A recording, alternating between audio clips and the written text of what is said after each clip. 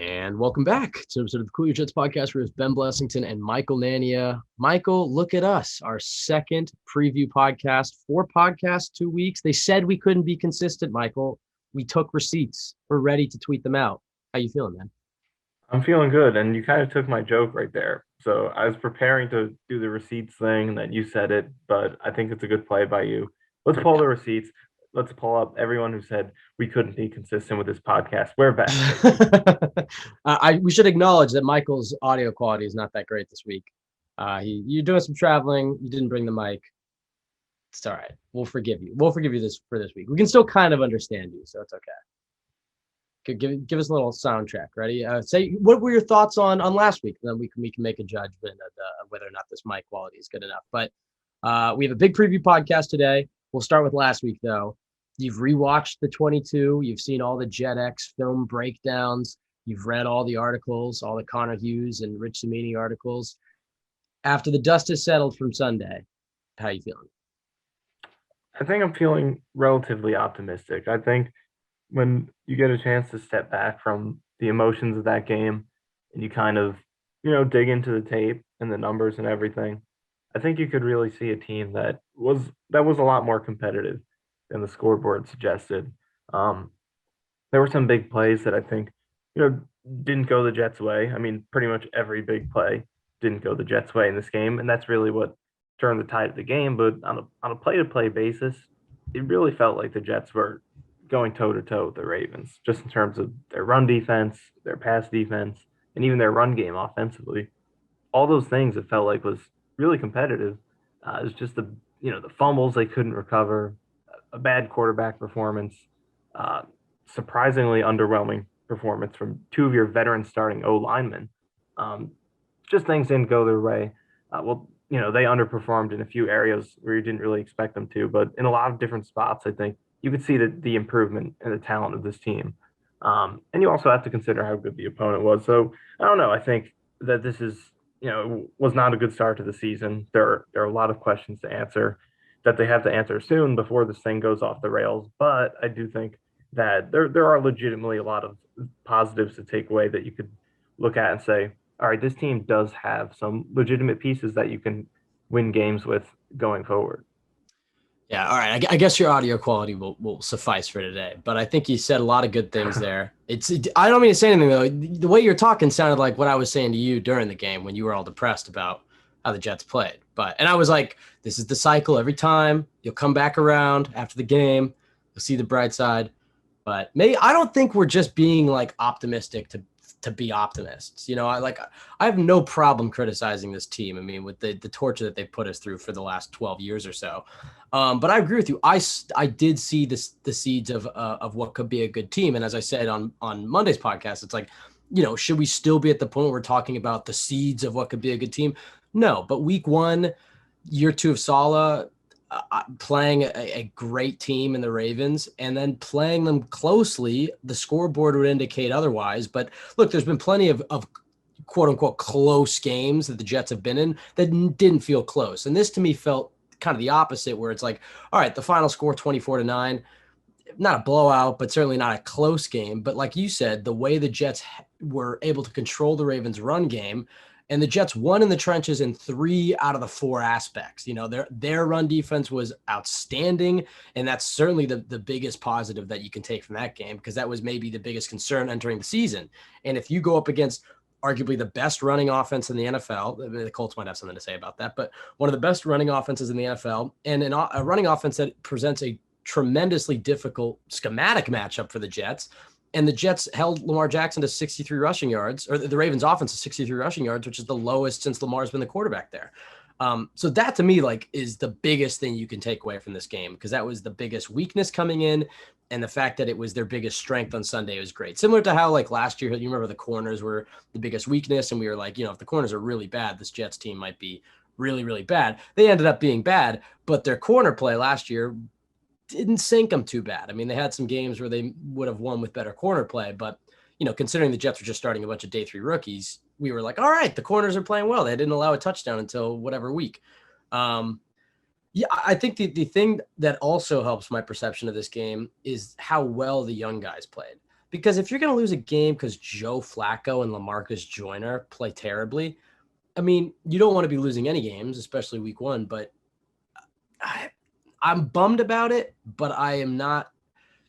I don't know. The way that Sauce played and the way that Jermaine Johnson played and Garrett Wilson and Michael Card, all these young guys on this Jets team, the way that all of them balled out to varying degrees has to make you optimistic. The reason the Jets lost on Sunday was, I mean, you could pin it on a few players. And tell me if you'd add anybody to this, Michael. I'd say Joe Flacco, number one. I'd say George Fant, probably number two. He was terrible. I'd say LaMarcus Joyner, number three, because he was responsible for, I think, both the touchdown busts.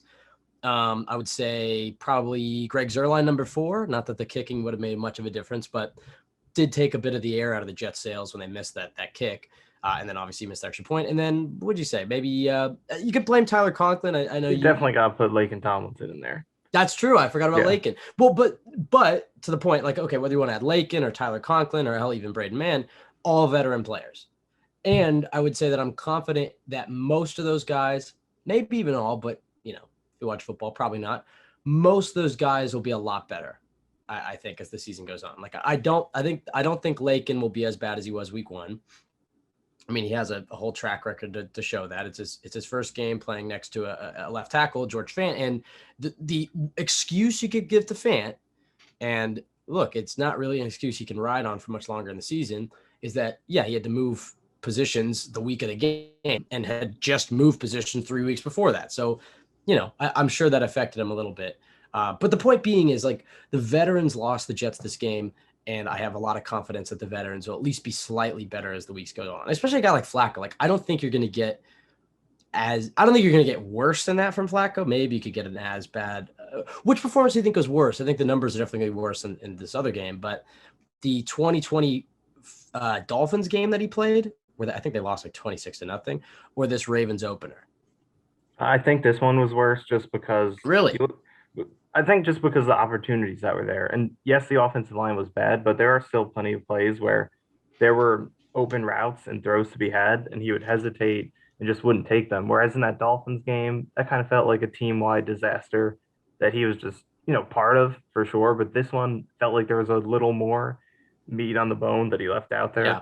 But yeah, I agree with you overall. And look, 100%, they have to win games. Like, we're not going, if this happens for 2, 3, 4 weeks into the season, we're not going to keep pumping it up and being like, oh yeah, the young talent. Like, they got to win games at some point. We're not here to be 0-4 and talk about young talent for the umpteenth year in a row. They have to win games. But with that being said, this is one game in a 17-game season against a very good team, in which there were a lot of veteran performances that were way outside of what you would typically expect from these guys. And there is a decent chance, a very realistic chance that, George Fant doesn't continue to play that bad, that Laken Tomlinson doesn't continue to play that bad. We'll see if it does happen, because maybe they will. We don't know. But, I think you still, can simultaneously be disappointed in the overall result, and excited about the most important pieces on the team, which are the young players who are invested into and will be a part of the long-term future. So yes, they have to start winning games, and, doesn't matter who's losing them or who's, playing well, who's not. The organization has to win games. But at the same time, one game, I think you could look at the positives, but this will only take them so far. A couple more games of this, there aren't going to be any more moral victories. I'm going to ask you a very dumb question, but I am curious to see what you would say, because obviously you want to win. But what do you think would feel, or let's put it this way. Let's say the Jets won on Sunday behind a great Joe Flacco performance, but Sauce Gardner gets burned multiple times in the game, allows multiple touchdowns. Garrett Wilson looks bad. Breece Hall looks bad. I'm trying to think, like, would you take a win off the backs of Joe Flacco and, like, let's say LaMarcus Joyner has 2 picks? And it's a dumb question. You take the win and you hope the young guys develop. So it's not a serious question. But I guess in the sense that it's like, all right, if you had to lose, you want the young guys to play well. Like you said, that's been the mindset of this team pretty much since 2017. I would say 2016 was the last season I went into thinking, like, all right, here we go. The playoffs time, baby. Right. Ever since then, it's just been about, like, all right, well, we're probably not going to be very good. Let's just hope the young guys play well and we get a good draft spot, for the most part. maybe you could throw 2019 in there. At the beginning, we were a little more optimistic, I guess. But yeah, like I just feel like week one, they definitely, the defense came out like a bat out of hell, looked great. I really think if the offense gave them anything, like if you go back to that Corey Davis drop on third down, I know you can blame Flacco a little bit for it too. They get that. I just kind of feel like maybe their offense keeps moving. Like they just couldn't, and this is maybe to the detriment of LaFleur. I saw this a few times last year. Was early in the games, especially early in the season, where it's just like if they didn't get that early first down. I know they got a first down with Michael Carter, but like if they didn't get that early kind of momentum, it just felt like getting a first day. Like nothing would bounce their way. You know what I'm talking about? Like go back to the Broncos game, and it just felt like, oh, they have these opportunities. Or the Panthers game is a great example. Week one, it's like, oh, they just can't get it to Corey Davis. And then I was like, oh, Elijah Moore just dropped it. Like all these plays that were close, they couldn't get them. And then it's like, oh wait, all of a sudden we're like almost at halftime, and Zach Wilson has 3 completions for like 12 yards or whatever it was. I don't know. So that's happened a little bit too much with LaFleur. I'll say this, all the rosy talk about how well we think they played and that the fact that there's a good team here and that whatever. This weekend this game feels a lot more important to me than week one for whatever reason. And I feel like I kind of felt like that going into the season a little bit too, because the Ravens, you kind of always knew it was going to be a tough matchup. I mean, despite what I said, 3 Miller Lights deep walking into the stadium, I don't think there was a chance that they were going to win that game. I mean, I shouldn't say there's not a chance. It wasn't likely that they were going to win that game. You just kind of wanted to see them play competitive football, play the Ravens tight. This Browns game, though, it's like, first of all, this team and this market and this fan base desperately needs a win. We need a September win to get to 500. It would, even if the Jets only win 7 games this year, it just changes the perception of your season when you start 0-2, 0-3, 0-4. Like, if they can get to 1-1, and then even if they lose against Cincinnati, you're 1-2, Zach's coming back, and like it just changes things. This Browns matchup is probably the easiest game they have until the bye. Would you agree with that? I mean, maybe the Patriots. Well, I'd say the Browns are harder, or yeah, the Browns are easier. I mean, but would you agree with that? I mean, they go Browns, Bengals, which is harder than the Browns, Steelers. You could maybe make the argument. I don't know. What do you think? I would say this is the most winnable game they have coming up before the bye. Obviously, I expect them to win a few more, but what do you think? I mean, it's definitely the worst quarterback they're going to face up to the bye. I think that's for sure. But yeah, I don't know. I think the only other game, maybe, I think there's a good chance the Patriots might not be that good. I know it's only one game. Yeah, but it still is Belichick, and it's a division game. You can't say that that'll be easy. I mean, the Browns have a really good roster, so I mean, I just hesitate to call them the easiest game because it's a very good team.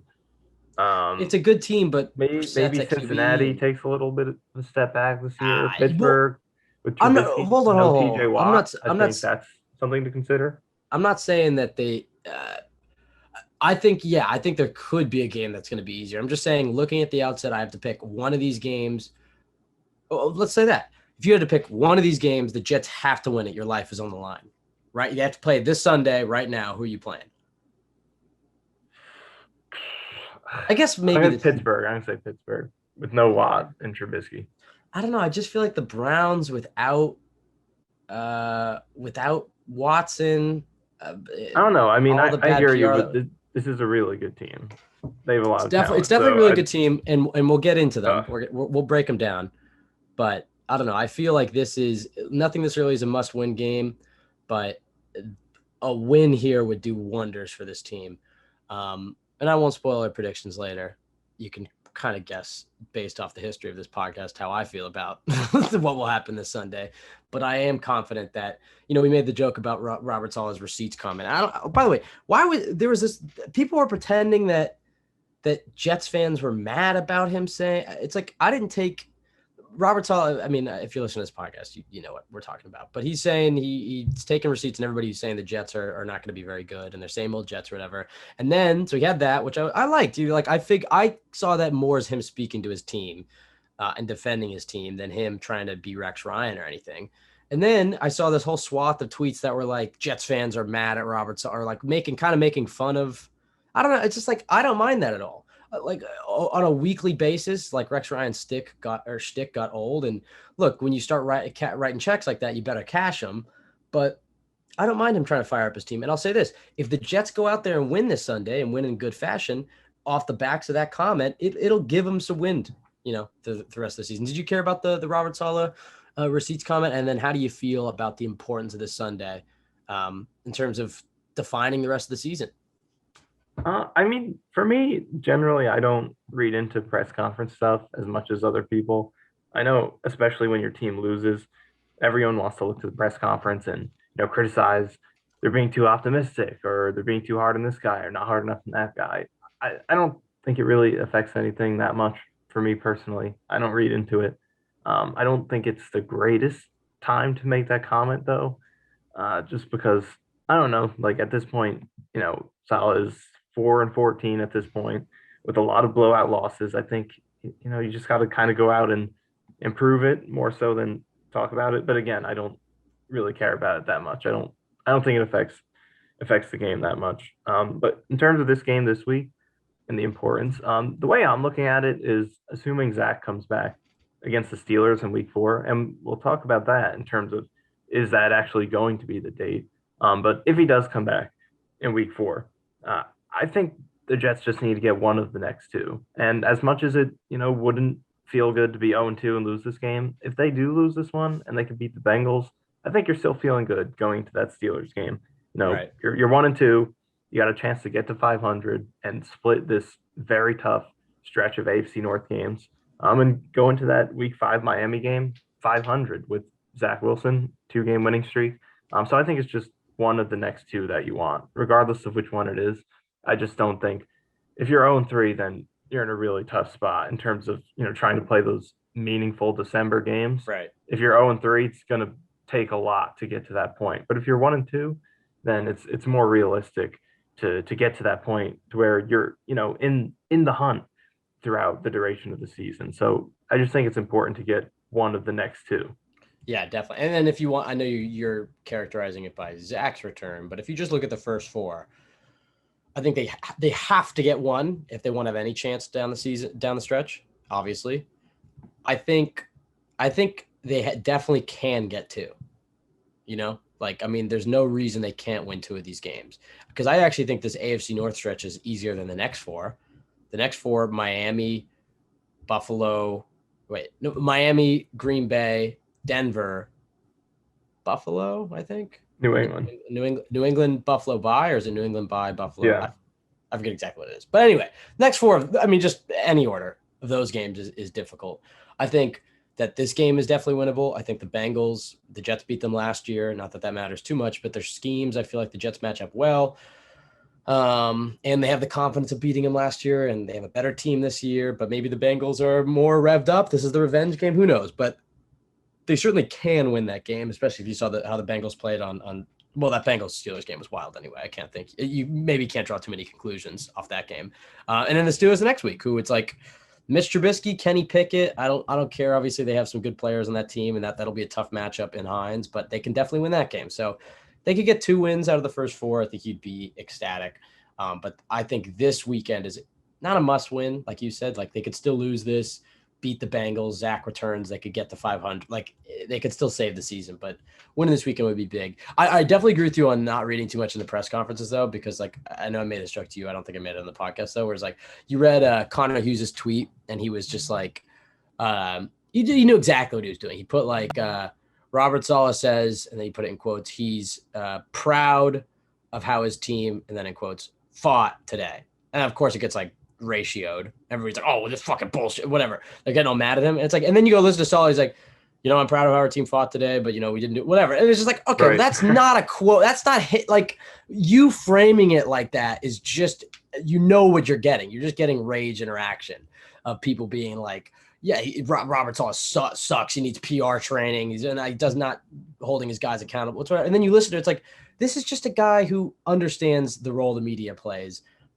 I don't think I don't know. He's speaking to his guys. He defends his players. He's a player's first coach, but I don't think that means that he's a pushover. Anyway, we should get to the Browns game. But first, before we get to that, recap of some news this week. I know we touched on it already, but obviously there's the receipts comment. Zach Wilson hitting the practice field. He was limited today. He was doing 7-on-7s, got a new helmet. Looks pretty cool. Do you think he plays on week 3? I know the Jets said probably not going to play till week 4 against the Steelers at the earliest. I think they even threw at the earliest in there. But the fact that he's already on the practice field and you can see some clips, he's moving well. And it's just like, I like that they're taking their time with him. I think week 3 would be plenty of time. Like the meniscus is definitely healed. If you look at the way that he's running, it's just the bone bruise and whether or not you want to risk him having to manage that pain throughout the season. Like that's one of those things that can linger. So why not just make sure he's 100% healthy and then ease him back into things? But if that bruise isn't bothering him and then he's hitting the field this week, gets a full week next week as the starting quarterback, like he should be able to play Sunday. Do you think he plays week 3 or do you think they stick to their word and give him one more week of rest? It's a little early to say, but if you had to guess. I'm going to predict no, just because I feel like Saleh was pretty clear with, he mentioned a specific game. So that kind of makes me think that, they're set on that. And he said at the earliest. So I'm going to say no, but I do think, just looking at it, he's listed as limited in practice. He's out there playing in 7-on-7s, stretching, jogging, doing all that. He has no protective gear at all on his leg. So I'm seeing all that and I'm thinking, why can't he play 10 days from now?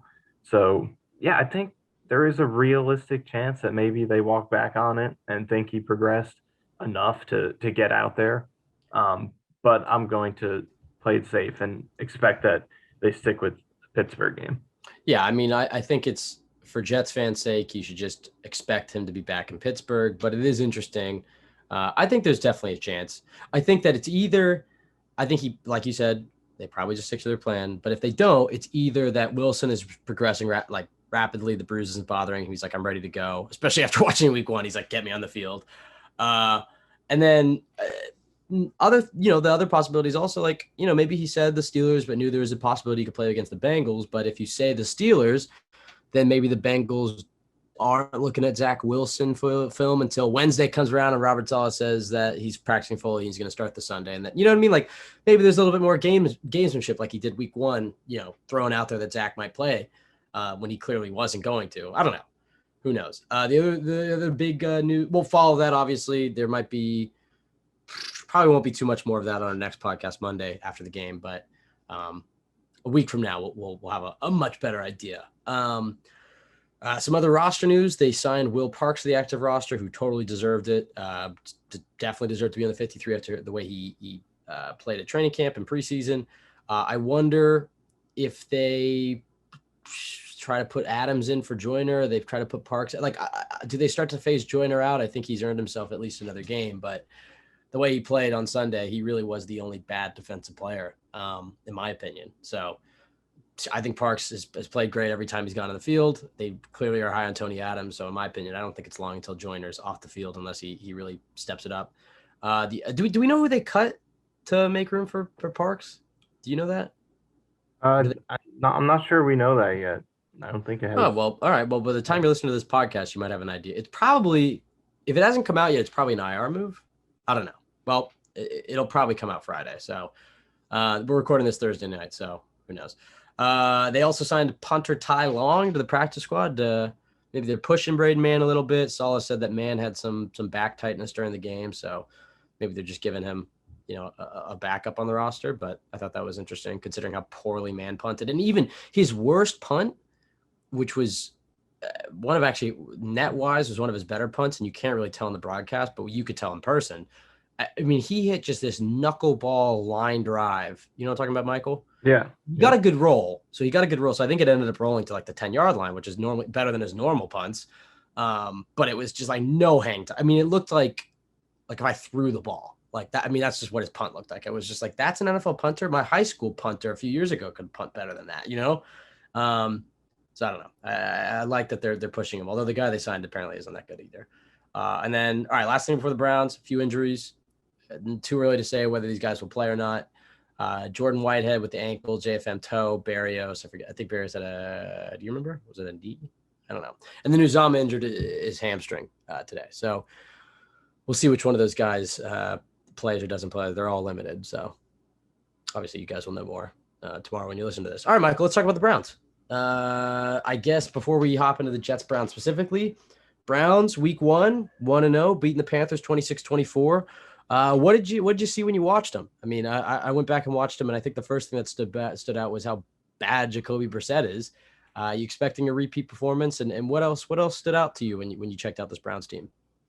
Yeah, I mean, that was definitely the first thing I saw is that this is a guy who's, I think, going to give the Jets a chance, or is going to give every Browns opponent a chance, just like he did in this game. Like, I think for the most part, the Browns kind of outplayed the Panthers. They absolutely dominated on the ground. The Panthers couldn't do anything on the ground. And, Baker Mayfield made some big throws late to get them back into it. And it's mostly really busted coverages where the Panthers got most of their passing yards, but the Browns kind of dominated this game. It was just those busted coverages, like I said, and also Brissett just really missing on a lot of downfield throws to not capitalize on what was available. So he kind of let them back into the game. And with a quarterback like that, just like we saw at the Jets and Flacco, when you have a backup quarterback in there, he's usually going to be an equalizer. If you're the better team, kind of bring it back to maybe being a more even matchup. So yeah, unless I mean he could play better. He's had decent seasons as a starter, but yeah, he's definitely as it stands right now. Him and Flacco are definitely near the bottom in terms of quarterbacks that are starting right now. So that's the first thing that stands out. But also, this run game is dangerous in a very different way than the Ravens were for the Jets. Obviously, with the Ravens, it all starts with Lamar Jackson, and then they want to threaten the edges. They want to pound the ball at the middle with gap runs, but the Browns do run a little wide zone, and you could see that against the Panthers. They're getting outside between the tackles, but moving outside. And Chubb and Hunt were breaking a lot of tackles, creating a lot of yardage beyond what was already given to them. So rushing attack was really good as well. So another thing that was interesting from the Browns in this game is that Amari Cooper was pretty quiet, and it was Donovan Peoples-Jones who was leading the passing game. Cooper only had 6 targets, 3 catches for 17 yards. Peoples-Jones, 11 targets, 6 catches for 60. So it'll be interesting to see how that holds up this week, and if the Browns maybe try to force the ball to Cooper a little bit more to get him in the driver's seat there. Yeah, I mean, you said this to me in terms of the schematic similarities between the Jets and the Browns. I mean, what did you notice when you were watching, just looking at what type of defense they run and what type of offense they run? It did look a little very similar to what the Jets do on Sundays. Yeah, and Vitor wrote a great article about it at Jets X Factor, kind of breaking it down. But yeah, on both sides, it's a very similar team. Defensively, their defensive coordinator is Joe Woods, who worked under Robert Saleh with the 49ers defensive staff. Very similar defense, 4-3 front, single high safety behind it, with a strong safety in the box, zone coverage. Very, very similar defense. So it's going to be something that the Jets offense is used to playing against from the months of practice. And it's going to be vice versa on the other side for the Browns defense. They'll be used to seeing this offense because I think the Browns offense is pretty similar as well. Like I said, a lot of wide zone runs. They do like to stretch you out, and they'll go between the tackles, but they'll do it while blocking laterally and moving towards the sideline. So yeah, wide zone run game, and then I think there's a lot of play action as well that we saw. One thing that they did do a lot of in this game is kind of move the pocket around for Brissett, and it didn't work well because he wasn't making the throws. But you and I saw a couple plays where he'd snap the ball and then kind of run to his left, kind of set the pocket over there. Not necessarily a bootleg or anything like that, but catch the snap, kind of move the pocket to a different spot. Well, So some their, stuff their, like their that. first their first touchdown, they were on the 40-yard line. It was like 13 minutes left in the second quarter. Brissett under pressure rolls right, heaves into the end zone, and the trajectory on this ball. If you haven't seen it, just go look up the Browns. That's probably in the highlight. Go look up the Browns Panthers highlight video and watch Brissett launch this football into the end zone. And it's so bad and so punt like that he gets they pick it off. The Panthers pick it off, obviously, but they get a defensive pass interference. Then they get the ball at the 1 and they just run it in. TD. And it's just like that to me is I don't think Jacoby Brissett is that good. I don't want to get too far into the predictions. I think Nick Chubb and this Browns offensive line is very good.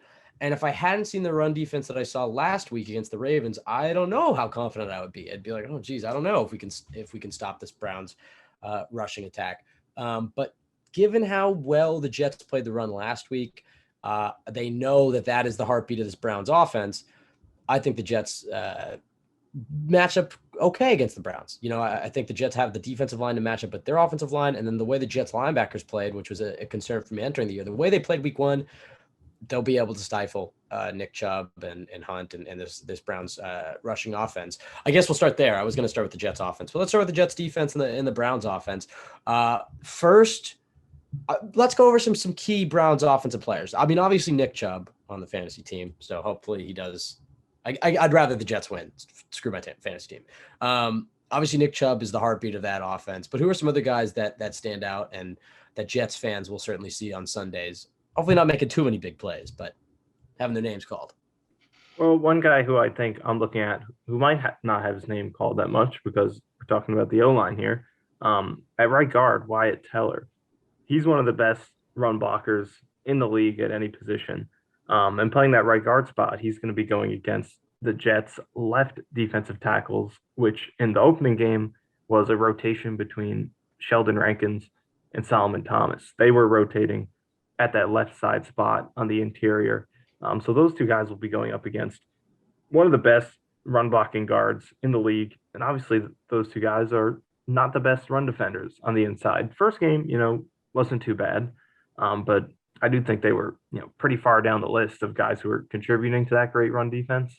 So they're still shaky run defenders until proven otherwise. So that's a little bit of a mismatch there. And I think the Browns are going to threaten the Jets between the tackles a little bit more than the Ravens were, because as good as they were against the Ravens, this Browns team, I think, is a different type of challenge. Challenge in terms of the run game.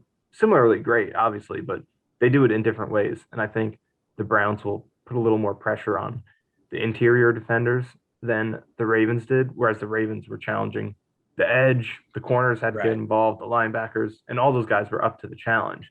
And that's not to say they won't matter this week, but I do think the Browns will put a little bit more pressure on that soft middle that the Jets have with guys like Rankins, Thomas, Shepard. Can those guys hold up when they have to go against a couple of really good guards in not only Teller, but their left guard, Joel Bitonio?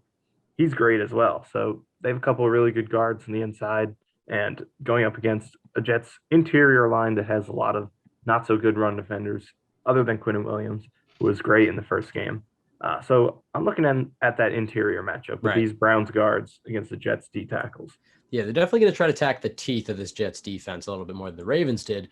I think Quinnen is a huge part of this week's game plan because, like you said, outside of him, they don't really have any great run-stuffing defensive tackles. I mean, Solomon Thomas, Nathan Shepard, Sheldon Rankins. I mean, that's the depth there at defensive tackle, unless you could slide in JFM or Michael Clemens. But yeah, they're definitely going to go up the middle of the Jets defense. I think that's where CJ Mosley's also big as well, in between the tackles. There's not many linebackers that are better than sniffing out run plays between the tackles than CJ Mosley. With the Browns passing offense, and you talked a little bit about it earlier with how quiet Amari Cooper was week one and how Donovan Peoples-Jones led them. Where do they go if they try to attack through the air? They're obviously going to run a lot on first and second down and try to keep the game short, try to hold on to the ball. But if the Jets run defense is playing as well as it did last week and they can't run the ball, or even third downs and in other passing situations, they'll try that play action game. They'll go with the boots, get some easy completions. But who's the guy that they can go to? Because you look at the Browns receivers versus the Jets corners, and especially based off week one, the Jets corners dominate that matchup. So who do you see the Browns trying to go to through the air? Well, I think you got to look at where the holes were in this Jets defense, and that's safety. I think they're going to try and find ways to challenge Joyner deep because, and I was just watching Joe Blewett's Jets X Factor stream, and he talked a little bit about Joyner's film this game, and he says that the play that Joyner made on the touchdown, the last touchdown to not Duvernay, Bateman, the 55-yarder, was the worst play that he's ever seen from a safety watching NFL film. So I think the Browns are going to see that, and they're going to try try to challenge him, and they're going to run vertical. And again, this is where the It's pretty bad. quarterback comes. Yeah, this is where the quarterback comes into play, though, because Lamar Jackson can make those throws. When he needed to make the deep throws, he made them. But Jacoby Brissett, looking at some of his film, uh, sometimes there might be deep shots there that he doesn't convert on, and that could negate some of the advantages that the Browns have. But I think they're going to try to do that, with Peoples-Jones, try to get Cooper going. Because you look Right. at who was beating the Jets, Duvernay did a lot of the damage. He had 2 touchdowns, which was going into the game. You kind of thought, okay, that's a mismatch, the receivers against this team. And the Jets corners did do a great job with those receivers when it was their Right. responsibility. But when the Ravens were able to get their players matched up against anyone other than Gardner and DJ Reed, that's when they had some success. So I think the Browns are going to try to do that. Maybe get Njoku a little bit more involved than he was the Yeah, first that game. He only had 1 target, so I think that could be a fixture for them. I think I definitely agree with you on Peoples-Jones. I think that's their run the ball, try the deep shot to beat Joyner over the top, and Peoples-Jones is going to be the guy that they go to there. But I think that opportunity is only going to present itself a few times, if at all, this game. And I think the main passing offense that they'll have in this game is going to be, in my opinion, Njoku and Hunt and Kareem Hunt. I Right. just Yeah. think that is where they'll try to target the Jet safeties and linebackers in the passing game, and with Hunt and Chubb to, this isn't passing, this is rushing, but like those draw plays, those trap plays, a lot of the stuff we talked about the Ravens, I think the Browns will try it again as well to see if the Jets put a lot of bad film on tape last year, and you have to throw it out a little bit, but the vulnerabilities with this scheme if the defense and especially the linebackers aren't on at 100% and really firing off on all cylinders and identifying run versus pass and filling those gaps.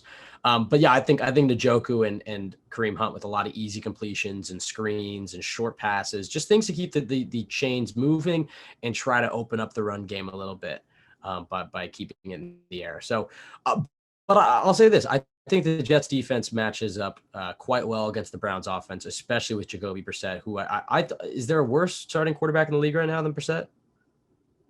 Is In Flacco opinion, worse? that. Oh, God. All right. Well, you threw it right back in my face.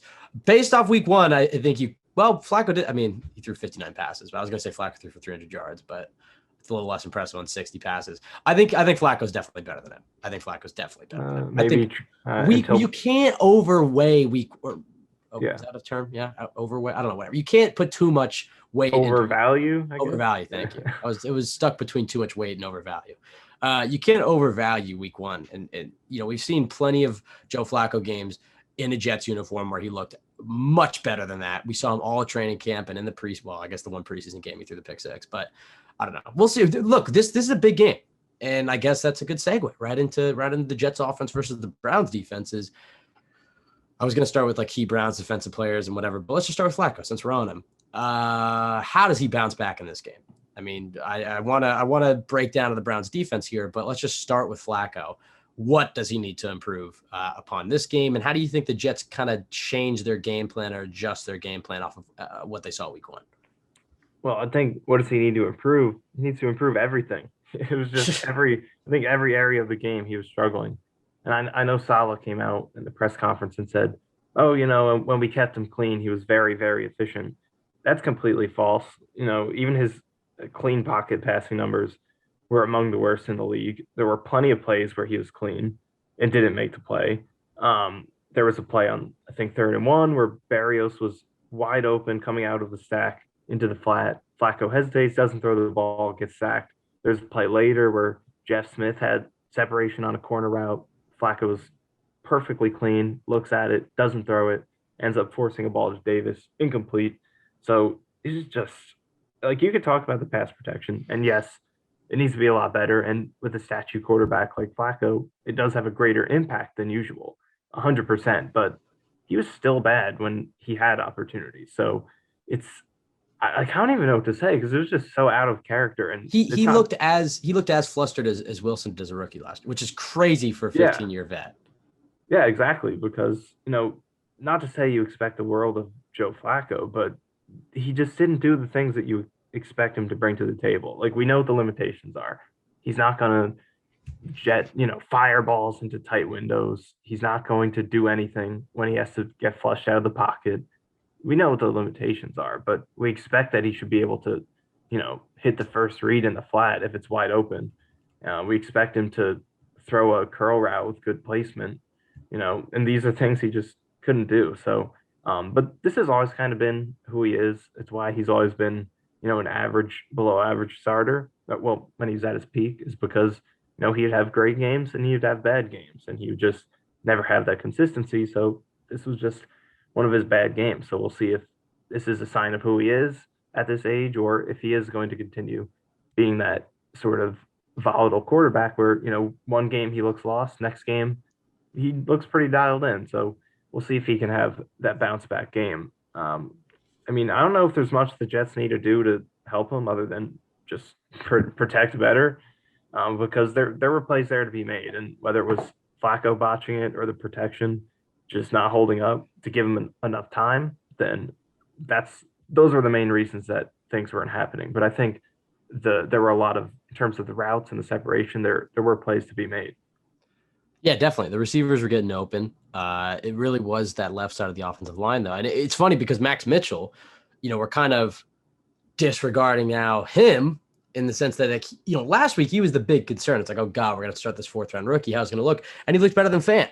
But that's not a guarantee that that's going to be the case every week. He could play a lot worse, now that there's some tape on him and whatnot.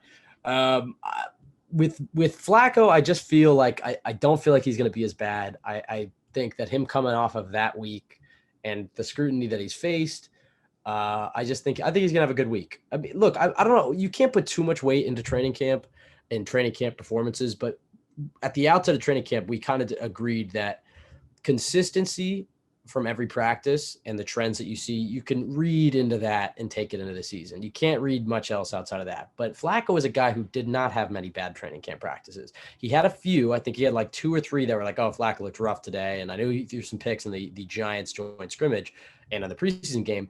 But for 90% of training camp, it was like, wow, Flacco's just moving this offense up and down the field. And I think you're going to get that this Sunday. I really do.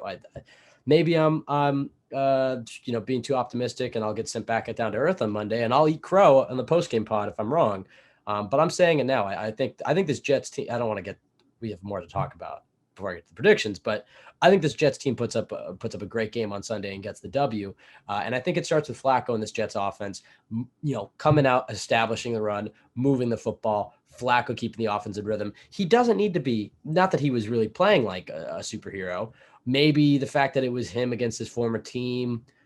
I don't know. Like, he just needs to play at, and he doesn't even have to hit this level, but anything close to Jimmy G 2019 game manager. And that was actually a great statistical season. So I shouldn't say like he just has to hit this awesome quarterback manager season. But if he can give Jimmy G like performances where it's like, you don't need to throw for 300 yards. Obviously, you don't need to throw 60 times. You don't need to win this game for us. But keep the chains moving, keep us alive on third downs. I was surprised at how slow he was pulling the trigger on some things. It did seem like he was going through his progressions normally, but he was hesitant that he could fit the ball into the tight windows. Maybe that was because of the rain. Who knows what it was? Is maybe his confidence got shot early, but it just didn't seem like he was as trusting of his arm. Like he would hitch. And this offense is just so based on timing that you can't get to the end of your drop and then hitch. If Flacco's getting to the back of his drop, he gets about a second. But if that ball's not out of the second, he does not have the mobility to keep plays alive and make plays. It's just, so if that ball's not coming out, good luck. I mean, he can make some improv plays. We saw that in the preseason on the play that Carter fumbled, and on week 1, the play that Garrett Wilson didn't get the first on, but he can survive a little bit in there. But if the ball is not out at the end of his drop within a second or so, and he's pausing and he's looking around, the Jets are in trouble, especially with this Browns defensive line. Speaking of the Browns defense, who stands out to you? Who are some of the guys that the Jets really need to be mindful of on Sunday? Obviously Myles Garrett, but who else stands out? Well, I think, Myles Garrett is the obvious one, and he'll be going up against George Fant because Garrett plays most of his snaps on the right side of that D line. So it's going to be on Fant to have a big game, and just being okay is all the Jets need. You're playing Myles Garrett, you're not going to shut him down unless you're, Tyron Smith or something, which George Fant isn't. So just a competent game would be good from him. But looking at the other side, we have an interesting matchup. You were talking about Max Mitchell. He was the least of the Jets' problems on the offensive line in that first game, which is shocking considering what we expected of him going into it. So it was a good start for him, and that's not to say he was great or perfect because he did make mistakes, but overall, I think he was below average or maybe close to average for a starting tackle, which is when you're on your third string tackle, you take that every single day of the week. But this week, I think he's going to have a tougher challenge because he's going up against Jadeveon Clowney, who is, I think, tailor made to really exploit Max Mitchell because, what were the weaknesses that we talked about with Max Mitchell coming out of college? A little bit undersized, not, struggles with power, overall strength, things like that. The whole power and strength aspects of his game were the weaknesses. Then Jadeveon Clowney comes in, and he's one of the most, ruthless and physical defensive ends in the league who has plenty of explosion and power to just bull rush you into the pocket. So I think Clowney's a really tough matchup considering the skill set here. So that could be a really tough one. As impressive as Mitchell was in that first game, I think he's going to be tested a lot more in this one. So those two matchups at tackle are really going to determine a lot of this game. And the Jets are going to have to try to figure out ways to work around that if those matchups aren't going well. How much tight end help do you use? Because you don't want to use too much because you need guys running routes against a good secondary. You don't want to waste too many of your resources on pass protection when you need to have threats out there. Um, so that's a big question. Will they try to run more play action, but then bootlegs and rollouts to try to negate the pass rush? You could do that, but then the question is, looking at how Joe Flacco looked last week, do you want to do a ton of that? Getting your quarterback on the move. So those tackle versus edge matchups are going to be so huge. If those two guys can just be average, just be okay, just survive, kind of like Mitchell did Yeah, last you week. sound like Zach Blatt right now. Yeah, I mean, credit to him. Mitchell did kind of almost, I think, have an average kind of performance. So if those two guys can be decent, then the Jets should have a chance to make some noise. But those are two really tough matchups. Just Garrett is as good as it gets, and then Clowney has some limitations in terms of bending the edge and things like that. But he is, I think, perfect to beat Max Mitchell. So those two matchups on the edge are going to determine a lot. I think the point you raised about Clowney versus Mitchell is a great one. And that really is a battle that could dictate the game. Because I think the Jets could still win and survive even if Garrett is just dominating the game. Like, I still think the Jets defense will play well enough and the Jets offense can survive if Garrett is the only one who's just I mean, quickly on that point, like Garrett was dominant last week. He had 2 sacks and 6 pressures, and Panthers, almost won, barring a 58-yard field goal. Right. But if Garrett and Clowney are both just getting off, it's going to be really tough one for the Jets to win. I think in the run game, they obviously are an outside zone team. They're definitely going to try to run outside like that. But I just think the interior of this Browns defense, I mean, like you said, they run a similar defense to the Jets. When they go wide 9, they do not have a Quinnen Williams. I mean, Jordan Elliott and Taven Bryan are not Quinnen Williams. So you can run inside on them. They have solid linebackers, but again, there's not the Fred Warner. They don't have. I think this Browns defense is a little overrated, if I'm being honest. They have they have players at the important positions. They have edge and they have corner, and so they're always going to be competitive. But this is not a defense that you can't run against. I mean, I know the Panthers have some pieces. Panthers put up 24 points on this Browns defense, and I just think with the quarterback situation in Cleveland, that defense is going to have to be on the field a lot. And those guys get tired. Like, that's something as fans we don't think about enough, but these guys get tired. Like, I just feel like myself when I'm watching the game, you're not contemplating the fact that like every single play drains these guys. And as a defense, when you're out there on these, your offense is going 3 and out or having 5-play drives, and then you got to go out there for an 11-play drive, that adds up. And that happened to the Jets last week. Hopefully it doesn't happen this week, but I think you could see that happen against the Browns because I'm more confident in the Jets defense matching up against the Browns offense than the Jets offense matching up against the Browns defense, but it's one team. Those things play off of each other. And if the Jets defense is getting off the field, I think there's enough holes in this Browns defense, and I have enough confidence that the Jets offense will bounce back that they can win this game. There's a few more things I did want to ask on the Jets offense versus the Browns defense, if I can remember them. Well, I guess let me ask this from the Jets offensive perspective. I was going to ask a different question, changing again. The Jets came out last week, 13 personnel. You were pissed. I know you recorded parts of the game. I wonder if you have the audio recording of you being like, what the hell are they doing? Why is Kaiser out there? How do you think the Jets, do you think the Jets get away from the 13 personnel usage, especially if Uzomah's injured? Do you think they activate Ruckert, put Cager back on the inactives? Do you think they give Garrett Wilson more? I mean, like, how do you think they, based off the failures of how they played week one, because I don't think the defense will change too much. You could maybe see some stuff with safety, but defense is pretty lights out. The Jets offense, I think you'll see some changes. So what changes do you anticipate this Sunday? Well, yes, I think that nonsense needs to go away. I never want to see it again. 13 personnel with There's something there. There's something there. Okay. If Cager's 1 or 2 plays a game, maybe 3 to 5, like okay, certain situations, but opening the game, running hurry up, 3 to 4 plays in a row, it's just a complete waste of talent. I mean, Lawrence Cager barely made this team. He was bad as a wide receiver, and now he's converting to tight end.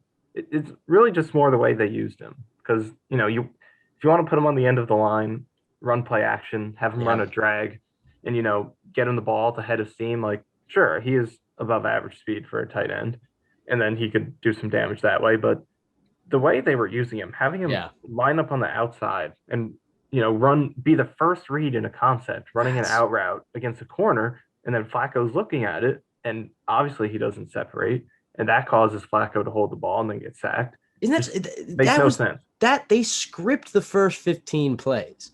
And they focus. That was their first third down call. I really do wonder what they were thinking there.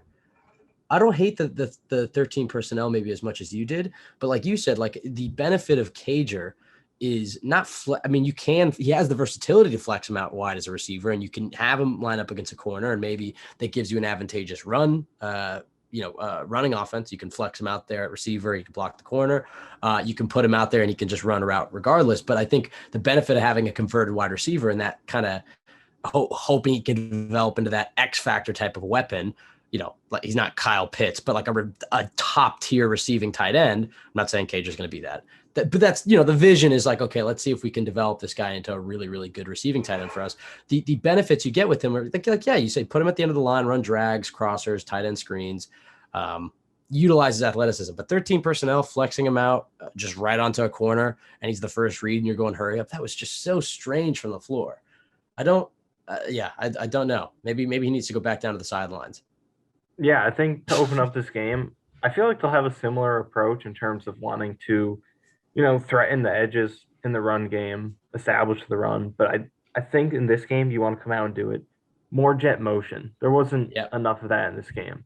And sometimes they would motion a guy and throw a swing pass, which worked pretty well. And they did it at least 3 times to Breece Hall and Barrios, but more end arounds, like threaten these edge rushers. Definitely. Give them something to think about. Don't let them just go off, just exploding against these tackles and, having nothing to think about and just completely going downhill. Like, widen them out, make them think that they have to potentially stop a run. So I would say go away from the 13 personnel. Maybe, do a little bit of 11 to start out. They might be expecting them to come out with a heavier package. Put 3 wide receivers out there. Go with Davis, Moore, and Barrios, and then mix Wilson in there a little bit. But I think just mainly what you want to do is get that jet motion in there, create some different threats for these edge rushers to think about. And then you could even work off that and run up the middle, like you were saying. Show the jet motion, maybe run it once, then do some fakes, run up the middle, because I think that is where they could do their damage running the ball, because Garrett and Clowney can stop the run too, that's for sure. But up the middle, the interior of this Browns D-line, at least looking at it on paper, is probably one of the least intimidating in the league. So I think that's where you want to focus your run game, maybe a little more inside zone. And Vitor on Jets X Factor kind of brought up a good point too. Maybe sprinkle in a few more gap runs, because the Jets had a lot of success with those last week, the few that they ran. When you can get AVT pulling, he is really good in those situations. And he teed up a couple of big runs for Michael Carter when he was pulling, and the Jets did a little bit of stuff on the inside, more man gap type blocking. So, like we said, this Browns defense similar to the Jets in terms of pretty much front to back. So we know what the Jets defense is, are those gap type of runs, things like that. So throw that at the Browns, catch these, make these guys pay for their aggressiveness, and just maximize AVT's ability to get on the move and pull, things like that. So those are a couple things I would do early on, Right. jet motion to threaten the edges. And that's not to say run it a million times. It's just do it once, have the motion there as a threat to widen out these edge rushers, give them something to think about. Then maybe sprinkle in some gap runs in there to mix up your run game, maximize what AVT can do, and also exploit a defense that has a similar type of weaknesses in terms of schematically that your defense has. I think you raised a lot of good points. Jet motion to me is really important this week. I was bummed that they didn't use it that much last week, but I just feel like that is Berrios, assuming he's ready to go. If not, Garrett Wilson certainly proved he can slide right under that role. Do you think Garrett Wilson, assuming he gets more snaps, who do you think he takes more snaps away from? I already know who you're going to say, but Corey Davis or Braxton Berrios? Well, it is interesting because if you heard LaFleur's comments this week and kind of his reasoning of why Wilson didn't play more, he did point out, he's saying on plays where he didn't get the ball, paraphrasing, but basically he said on plays where he doesn't get the ball, he has to be better, saying going 100% when he's doing jet motion, and just kind of those different things, which is kind of an odd concern because I don't know what we've seen that kind of shows that he's not doing that well, but either way, most likely in practice, I guess. But yeah, it seems like they're not 100% sold on him in that Barrios kind of role. So I don't know. Maybe it is, someone else who they take snaps from.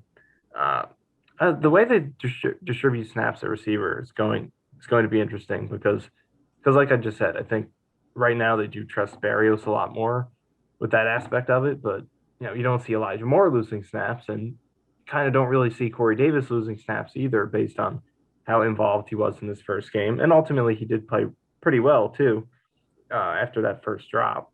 So I don't know. This season, I think the Garrett Wilson playing time thing could, not to call it an issue, but I think it is going to be something where throughout the season he doesn't really get to that point where he's playing 70%, 80% of the snaps. I think I disagree. I just think it, with Barrios in there, kind of makes it tough. Well, one, injuries will happen, so that'll take care of itself. But right. But I think that he will. I think he's similar to Michael Carter last year, where he didn't play that much week 1, and then week 2 he played pretty well, and then they're like, all right, we're going to give Michael Carter some more reps, which is exactly what he said about Garrett Wilson this week. I think the next week Michael Carter was starting against the Broncos.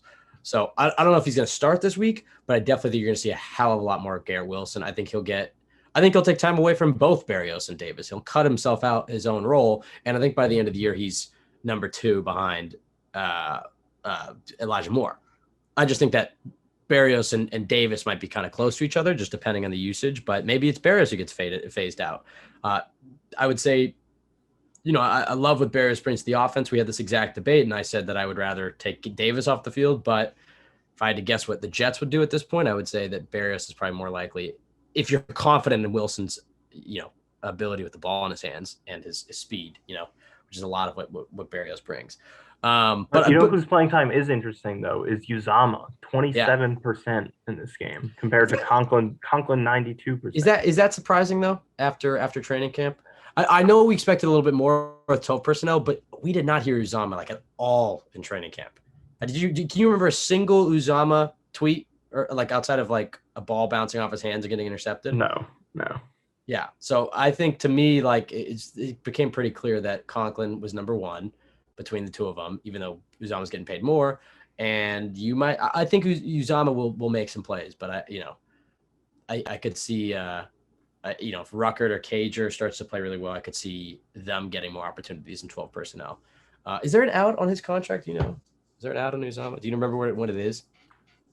After the second year. So they're not getting out of him after this year. Well, at the very, I still think he's a good player. I don't know. I think I don't think it's that surprising that he didn't play that much. Last thing though, before we get to some key matchups and a few other things, and we'll get out of here. Um, the one other thing I think the Jets offense should do is just a lot of quick passes. That's how you really can negate a great pass rush. If you don't want Max Mitchell and George Fant ruining your game with Myles Garrett and Jadeveon Clowney flying off the edges, a lot of quick passes, a lot of screens, a lot of dump offs, a lot of drags, outs, stuff to the flat. I mean, just quick passes keep the chains moving. And I think Flacco really moved the ball when the Ravens were playing a little bit off and the Jets were going to their checkdowns a lot. But you saw the Jets move. Flacco was moving the ball with those short passes. He's confident in those.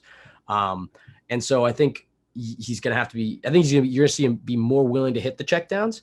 But even regardless of checkdowns, just give him easy completions, quick passes, short passes.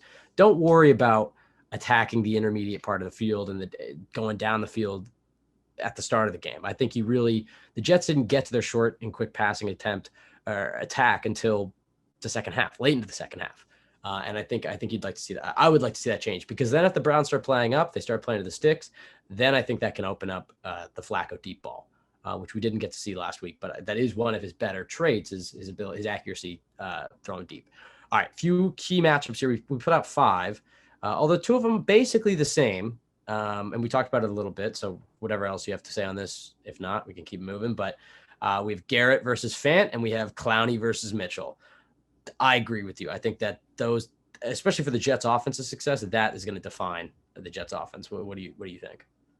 Yeah, for sure. I think, that's because we saw in this last game against the Ravens, against a team that is known for, creating pressure in unique ways, but they're not really known, at least right now, for their on paper talent in terms of the pass rush. They have some good pieces, but not a Myles Garrett or a TJ Watt, Khalil Mack, these top tier guys. But in this game, George Fant was beat up so much that as bad as Flacco was, there were definitely some plays where if Fant could hold up a little bit longer, Tomlinson could hold up a little bit longer, maybe Flacco would have made something happen. So it's so important to have good tackle play and offensive line play. And Myles Garrett's as good as it gets. So we'll see how this one goes. But if the Jets can get the George Fant from last year, maybe he could keep Garrett to a reasonably low amount of damage. Last one on the Jets offense versus Browns defense, but we threw in Elijah Moore versus Denzel Ward, which I don't think. I mean, I think Elijah Moore is always going to be part of the Jets game plan. I think there are more important players in this Jets offense for this week because I don't want to say the 2 of them are a bit of a wash, but Denzel Ward is an amazing corner, and I think Elijah Moore is a very, very good receiver who has the potential to be an amazing receiver.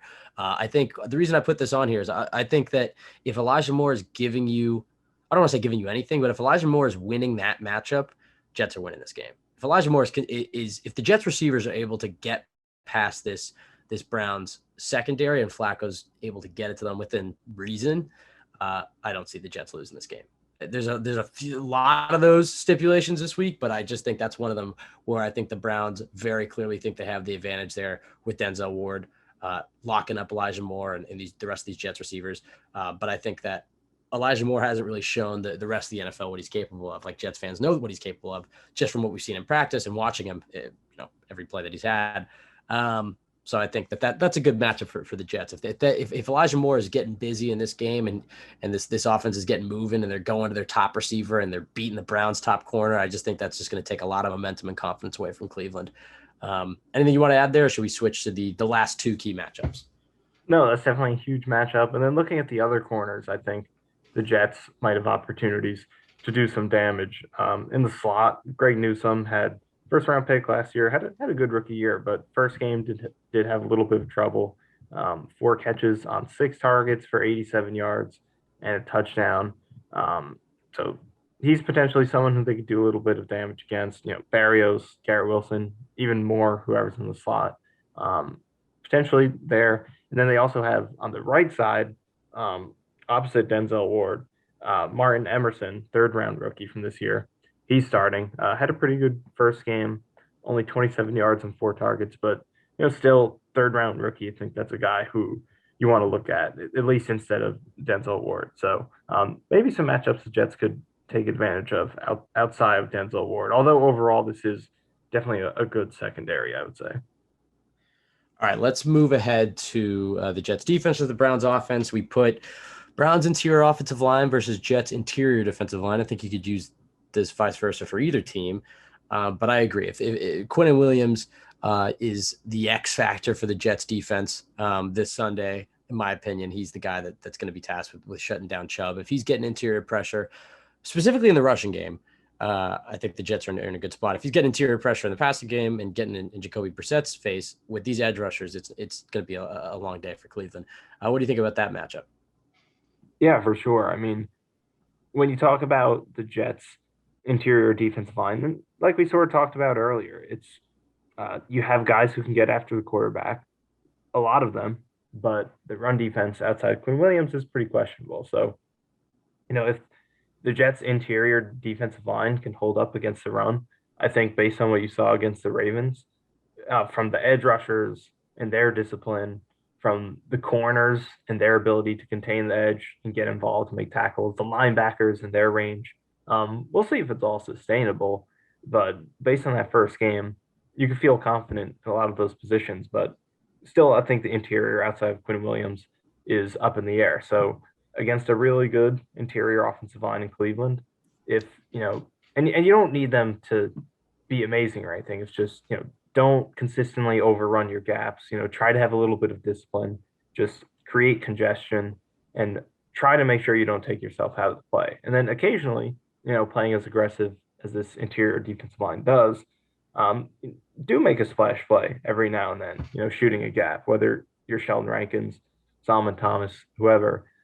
So this interior D line against the Browns, run blocking interior, is going to be a big X factor in terms of whether the Jets can maintain that great run defense they played last week. And then the last matchup I put here, this is not really a direct matchup.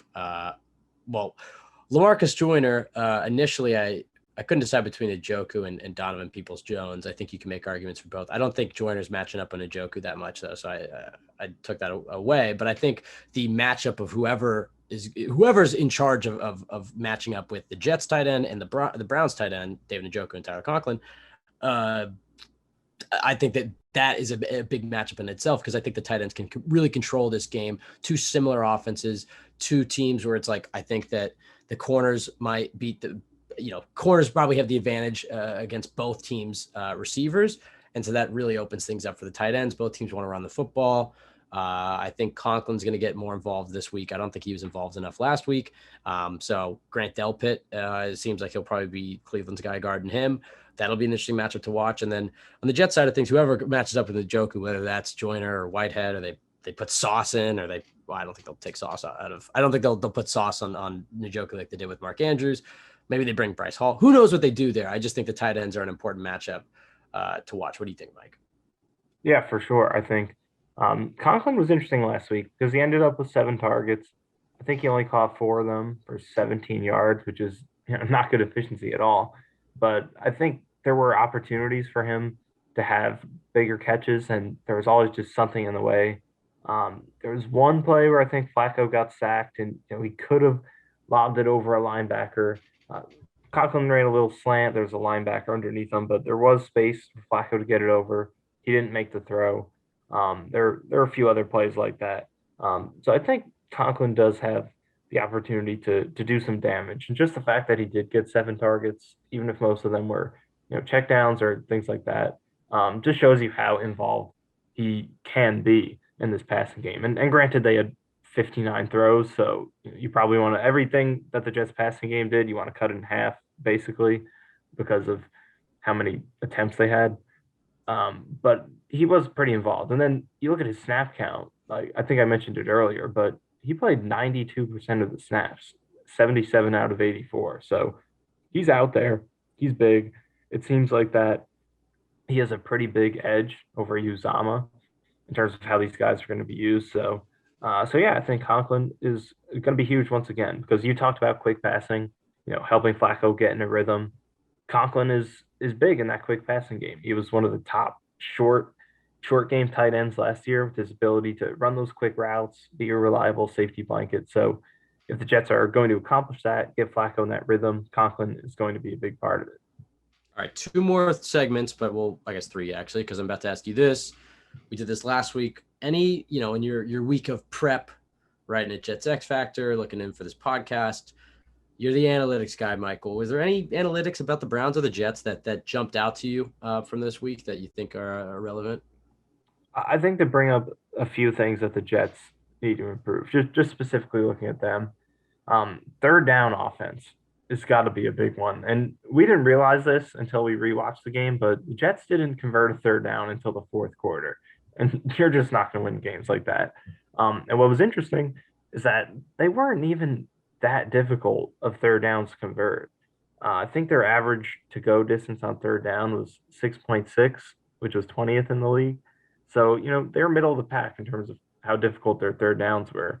And yet they finished with a 14% conversion rate, 2 of 14. That was the worst in the league. So, got to be better on third down. And I think Flacco's a big part of it. I've mentioned a few plays already, such as the Barrios flat play that was on third down. There were some times where he really blew opportunities to convert third downs. So he's got to be better. And then looking at the Browns' third down defense in the opening game against the Panthers, they were about middle of the pack. They held the Panthers to 4 of 11. So did a decent job. That's 36%. So got to be a lot better with those third downs. Then in addition to that, I think field position is something the Jets have to improve on and that just comes down to complementary football. Punt the ball better, don't miss field goals, actually do something on offense, and that'll help the defense score more points than your opponent. Score more points, make the football go towards the win the turnover battle. Yeah, play hard, strain, and then you're going to win the game. Yeah, find that 60%. Find that extra 46, whatever it is. Wait, is it the extra 60%? Yeah, because you only used 40%, so you got to find the 60%, right? I think so. I don't know. I don't think he'd be reminding by wearing the 60%. The players. The mantras are over the top at this point. We have all gas, no break. We have 60%. We have the receipts.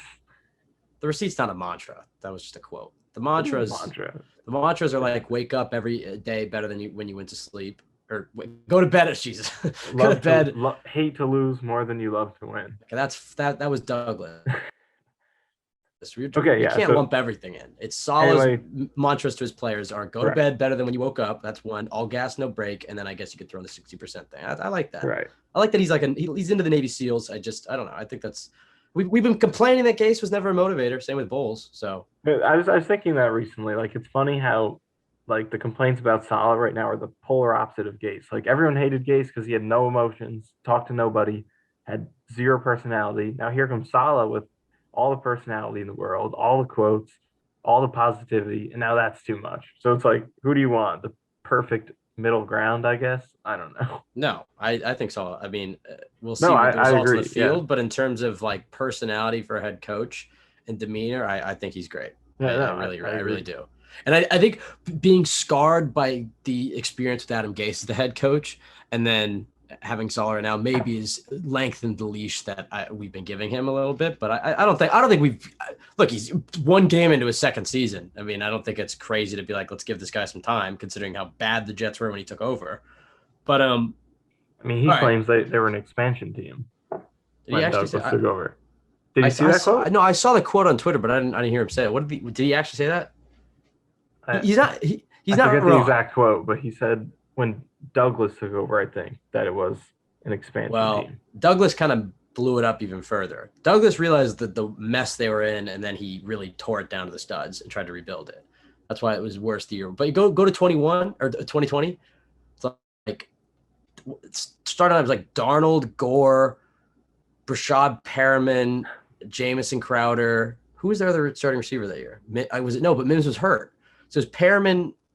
Oh, they started Chris Hogan. Oh my god. And then it was Becton was pretty good. Really lacrosse player, retired guy, Panthers backup, Bucks 6th stringer, Greg Van Roten, Bills backup, another Bills backup. Who was the other guard? It was Alex Lewis. Not in the league. Who was the tackle? Who was the right tackle? Fan. Beachum. It was Fan. It wasn't Beachum. Yeah. Beachum. Beachum wasn't there in 2020. No. Who was the left tackle in 2020? Becton. Oh, right. Yeah, and he was really good. He was a bright spot that year. And then tight end, I don't even know Ryan Griffin, I guess. Yeah, I mean, so he's not wrong. All right. Well, that's, maybe a good little segue. Two more things here. We did this last week also. Where are the Jets better? Let's go through Jets, Browns. To make this kind of rapid fire, quarterback, who's better, Jets or Browns? I'd say the Jets. They're both kind of rough though, but I'll go the Jets. Can we just call this one a push? There's no. Well, pushes? you can do it. No, you can call it a push, but in my opinion, I think Flacco has definitely proven more than Brissett, and I'm very confident that Flacco's the better quarterback between him and Brissett. Who'd you rather have as your backup? Who'd you rather have as your backup, Flacco or Brissett? Going into this year, I definitely would have said who are you Flacco. more confident? Yeah, exactly. Who are you? Well, then why would one game where he threw for 300 yards? Because it was a really bad game, and he's old enough to where. Yeah, and Brissett was throwing punts, and he was getting touchdowns off of it. Yeah, and Brissett was throwing shitty passes. No, dude. Well, you're entitled to your opinion, but Flacco. Look, I'm not saying Flacco's a god here. Maybe I'm overrating Flacco, but between him and Brissett, game on the line, starting quarterback goes down. Who do you want coming in, Flacco or Brissett? What confidence level do you have that Brissett's getting him down the field? I'm not saying Flacco, you're like 100% confident he's doing it, but I'll take Flacco every day of the week. All right, running back, you give this to the Browns. I like what the Jets have here, but Chubb and Hunt, I imagine you agree. Yeah. Receiver, I'll give this one to the Jets. I mean, Amari Cooper, Donovan Peoples-Jones. They have the rookie. I don't remember his name off the top of my head. The rookie that I actually like, David Bell, who I actually like, by the way. But, Elijah Moore, Corey Davis, Garrett Wilson, Braxton Berrios. I think the Jets win that matchup. Yeah, I agree so far. Yeah. So it's I have it 2-1 Jets. You have it 1-1. Tight end. It's Conklin versus Njoku. I think the Jets are definitely deeper. Njoku's proven more than Conklin. But the Jets between Conklin, Uzama, Jeremy Ruckert, and Cager, I mean, the Browns tight ends, Njoku, Harrison Bryant, and Jesse James, it's not a bad unit, but this one to me is, I think the Jets will be better, but it'll be hard for me to say that, and considering how biased I am, I'll call this one a push. I mean, I guess if you look at their production, the Jets do kind of have the edge. I mean, Njoku only was about the same as Uzama last year. That's true. And then Conklin was significantly ahead of Harrison Bryant. So I guess production-wise, I do think it is reasonable to give it to the Jets here. You could definitely do that. I just think that until Conklin has really established himself as the player that he's proven to be in training camp, I'm not going to grade him off of that. You know what I mean? I think last year he looked great in Minnesota. He's obviously had a hell of a summer, and he caught a touchdown week 1. But until he, puts together a few regular season games, I don't think we can say that yet. We'll do the offensive line tackles and the interior offensive line, but I don't think it's a competition. Packers. Browns definitely are better at tackle, and I would give them the interior of the offensive line as well. So the Browns will win both of those. So for me, it's 2-2, and then the push at tight end. And for you, it is what do you have? Same thing. Except I have quarterback. Okay, cool. As push, I gave Jets tight end. Okay, so we're all knotted up going into the defense. I'll say the Browns' edge. I mean, the strength of both these teams' defenses. Browns give them the edge just because Myles Garrett is better than any of those players. Although you can't sleep in the Jets' edge unit, but interior defensive line, I'll give the Jets the advantage there pretty easily. So it's 1-1 there. Linebacker, I give the Jets the edge here. I think, especially how they play week 1, Jesus. But Mosley, I think I like Owusu-Koramoah, but I just think that Mosley is still a great linebacker. Maybe I shouldn't say great. He's a very good linebacker still. And then the way Quincy Williams and Quan Alexander played last week, I think I give them the edge over Walker and Taki. That's their other linebacker. I don't know, But you have Owusu-Koramoah. Yeah, I said that. Okay. That was the first guy I mentioned. I blanked. Okay. I agree. I just think it's a little more proven with Quan and Mosley. Yeah. All right. Corner. Gotta give it to the Browns, right? Yeah. Let's just. Denzel Ward is the best player between either of these two teams, right. So I'll give it to them. And then safety. Well, I mean, considering how poorly LaMarcus Joyner played last week, give it to the Browns. So what is that? So that's Browns 1, corner, safety, and edge. The Jets win defensive tackle and linebacker. We don't even have to do specials. I'm pretty sure that the Browns would win that. But so I think we have I think we both have the Browns edging the Jets out by 1 there, if I'm not mistaken. Yeah, 3-2. Yeah. Well, when you add it all up. Right. But I think we had the same thing for the Ravens last week. If I gave the tight ends to the Jets, which I think you could very well do, Jets would win that. So I don't know. I think the point is, I think these teams are evenly matched. I think Browns fans might scoff at that, considering the roster they have. Look, the Browns with Deshaun Watson, that's a different argument. But the Browns with Brissett, the quarterback's most important position. All right, let's get into our predictions. Well, quickly, I think the big difference in terms of how these teams are separated is the top end talent as of right now, because unit by unit, I think like we went through, there's definitely some spots where the Jets have the edge, but the spots where the Browns do have the edge, the Browns have Amari Cooper. He's the best receiver in this game. Garrett is the best. Is he? I think until someone on the Jets proves that he's not. I don't want to conflict myself or contradict myself, but I don't think Amari Cooper's at this stage in his career. Most proven. Well, most proven, yeah, but that doesn't mean he's the best receiver in this game. Well, he's the most proven, but it doesn't mean he's the best receiver in this game. Okay, I like Elijah Moore too, but we have to see it before this is the exact same argument I just made. So about was it with Conklin? So all right, I can't criticize you too much there. So, yeah, I agree with that. It's the proven talent, right? Cooper, Garrett, Ward. That's where they really have the edge, and also the offensive line. So yeah, it's going to be finding a way to match up with those top end guys.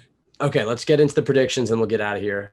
Best case, worst case. Best case on Sunday, what does it look like for the Jets? Worst case, what does it look like? And then we'll get into your actual score prediction. I think any best case in this game involves a really good defensive performance. Brissett struggles, Jets exploit it, get some turnovers. They shut down the run game, maintaining what they did last week. I think there's really high defensive upside in this game. So I think there is, realistic potential for them to hold the Browns to mid, 14 to 10 points, something like that. I think they can definitely do that if we're talking best case scenario. Then offensively, I don't think there's a super high ceiling as long as Joe Flacco's in there, but as long as he protects the ball and if the offensive line plays like the most expensive offensive line in the league, starts doing what it's supposed to, then I think there are going to be opportunities for the Jets to make plays, to run the ball, to get yards after the catch, and put up a respectable performance. So best case scenario, I could see the Jets having a really solid 27-10 kind of win. Best case. Worst case?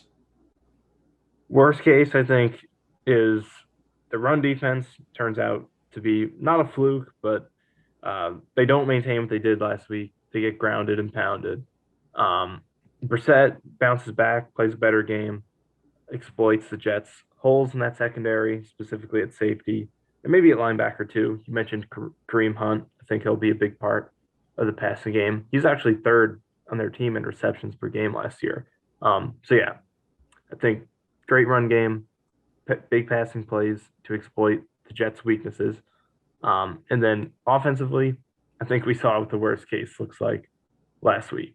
More bad quarterback play, bad protection, specifically Garrett and Clowney against Fant and Mitchell, and then the Jets just not being able to get the passing protection that they need. So I could easily see a similar game to last week as a worst case.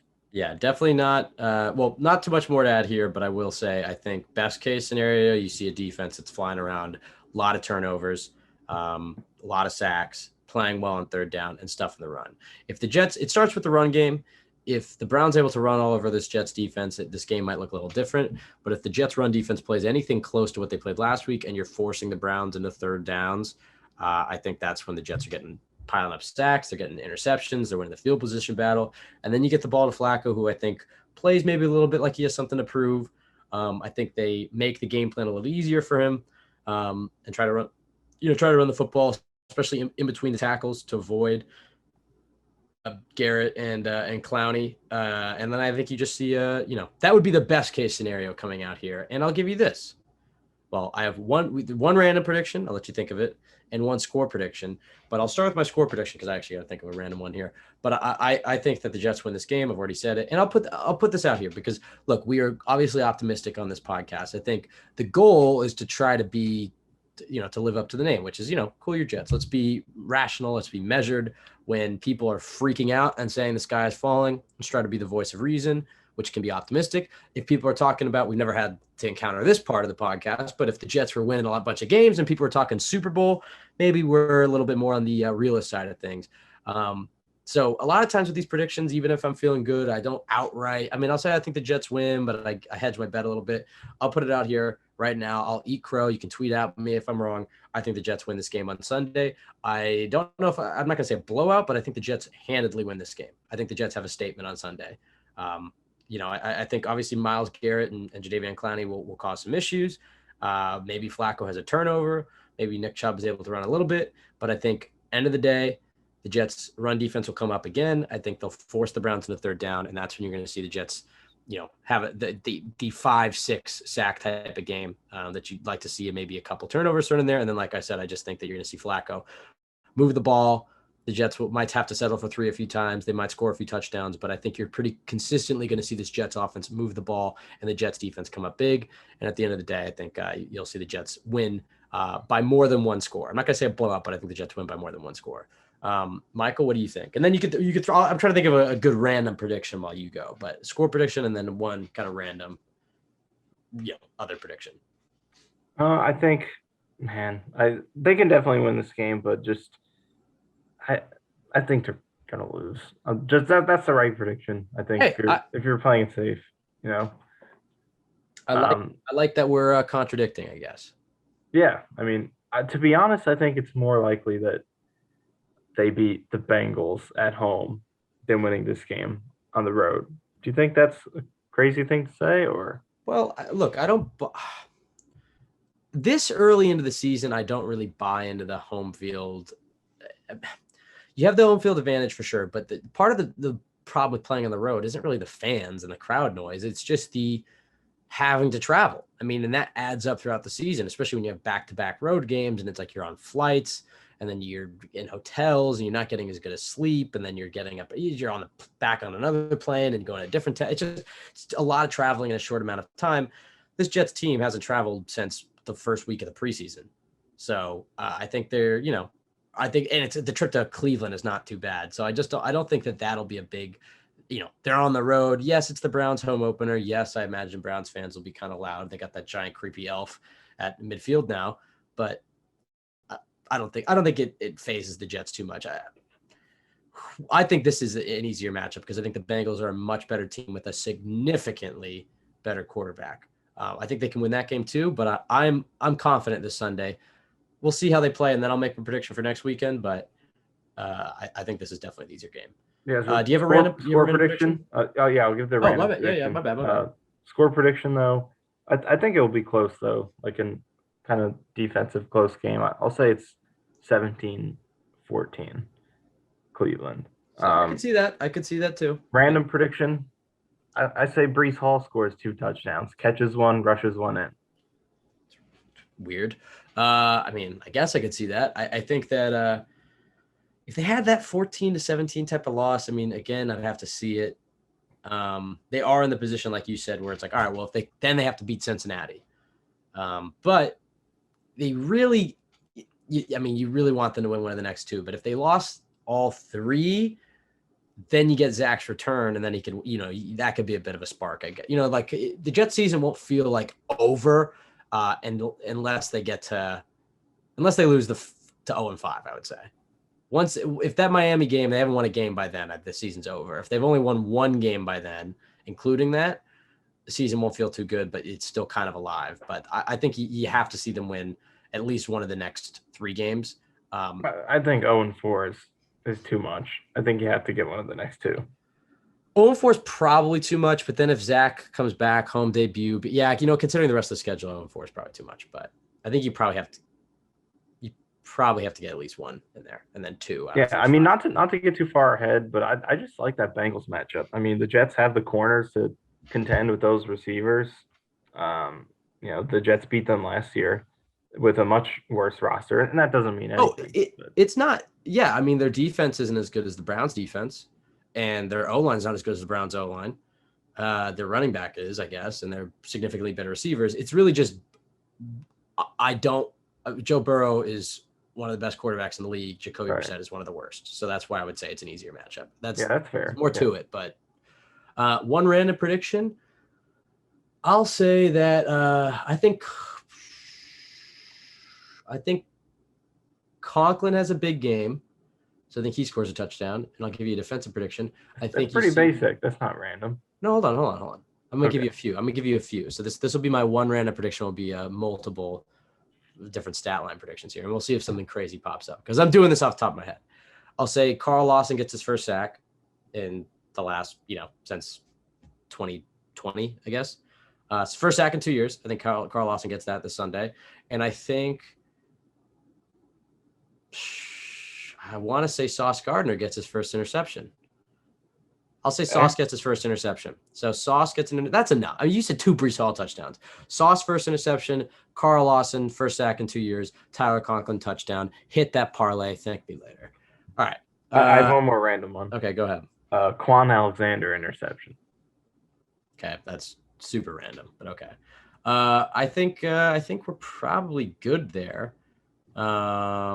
Am I dumb for starting the Jets defense this week in fantasy? I'm starting both Conklin and the Jets defense, which I try to avoid starting Jets players, but just kind of the way my draft. I don't know. I feel confident about this Jets defense versus Brissett getting a lot of sacks and interceptions.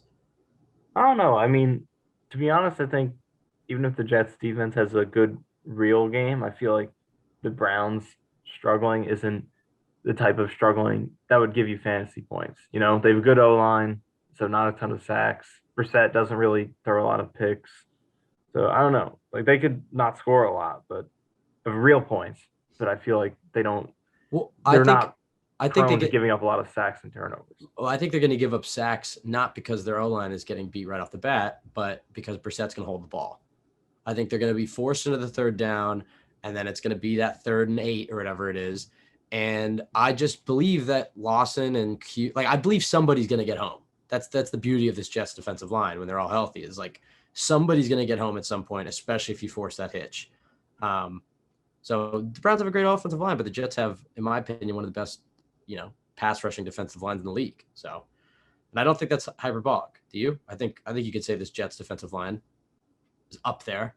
Yeah, for sure. Okay. You can follow us at TYJ Pod on Twitter, Michael_Nania, myself, Ben W. Blessington. Go to jetsxfactor.com. Check out the best Jets content around. A lot of good stuff this week after the first regular season game. So go check it out. Subscribe there. Also check out Jets X Factor on YouTube. Subscribe there. And then, obviously any rate, review, subscribe, whatever on iTunes certainly helps us out as well. That'll do it for us. Michael, last thoughts before we go. Jets are going all white again. I like that we're not getting white on green. Yeah. I think it's a good sign. Yeah, I think it is a good sign as well. We're staying away from the Peter Griffins. Tweet me. If I'm wrong, tweet me. I'll eat the crow. I never heard that. Have you ever said that to me? No. That's a good I wasn't even saying it to you. I'm saying to the listeners. I'm not jinxing anything. Knock on wood right here. I'm calling my shot a bit. I think the Jets play well this Sunday. There's a little waffling that's gone on this podcast before with these score predictions. So you know what? I'll stake my claim and stick by it if I'm wrong. All right. Thanks for everybody for listening. Have a great weekend. Enjoy the game.